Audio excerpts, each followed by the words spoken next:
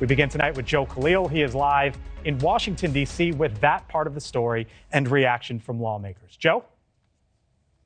Yeah, hey, Blake. So we think it's worthwhile just for everyone at home to take a step back and let's remind everybody why it is that former President Trump is posting these messages and facing the potential indictment that he's facing in the first place. So this all goes back to hush money allegedly paid to Stormy Daniels by Trump's former attorney, Michael Cohen, after an alleged affair that Daniels claims that she and Trump had back in 2006.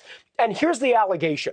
It's that Cohen, Trump's attorney at the time, paid Daniels $130,000 to keep her quiet about the affair leading up to the 2016 campaign for president. Trump then allegedly paid Cohen back through Trump Organization funds in installments, claiming that money was simply a monthly legal fee for services.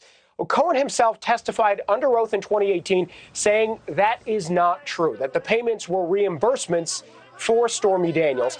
Prosecutors now allege that Trump making those payments broke campaign finance laws because their purpose ultimately was to help Trump win in 2016, and they were never actually classified as campaign contributions. That is the key here legally. Now, as we know, Trump denies all of this, including the original affair.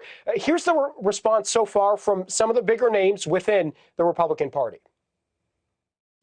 Well, here we go again. Another politically charged prosecution against the former president of the United States in the midst of a crime wave in New York City. It says that indicting the former president is his highest priority. It tells you everything you need to know about the liberal left in this country.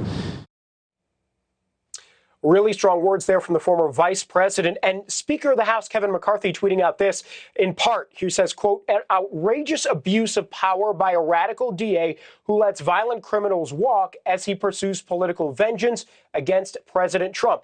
He went on, I'm directing relevant committees to immediately investigate what he calls politically motivated prosecutions. Now, on the other side of the aisle here, a number of top Democrats calling Trump's posts today reckless, saying that they undermine the legal process and could potentially incite violence. Here is former Speaker and current member of the House of Representatives, Nancy Pelosi, saying here, quote, the former president's announcement this morning is reckless, doing so to keep himself in the news and to foment unrest among his supporters. He cannot hide from his violations of the law, disrespect for our elections, and incitements to violence. Now, Blake, President Trump himself very recently said that being indicted could actually help his campaign. When asked whether he would stay in the race if indicted, he told the Associated Press here, and I'm going to quote the president, absolutely, I won't even think about leaving. Probably it'll enhance my numbers. And Blake, we want to point out, too, that there is nothing in the Constitution that says that somebody running for president has to sit out simply because they're indicted for something. Indeed. Blake? Yep. Joe Khalil live in Washington tonight. Joel, thank you. Thank you for watching. Go to newsnationnow.com to find News Nation on your television provider. And don't forget to click the red subscribe button below to get more of News Nation's fact-driven, unbiased coverage.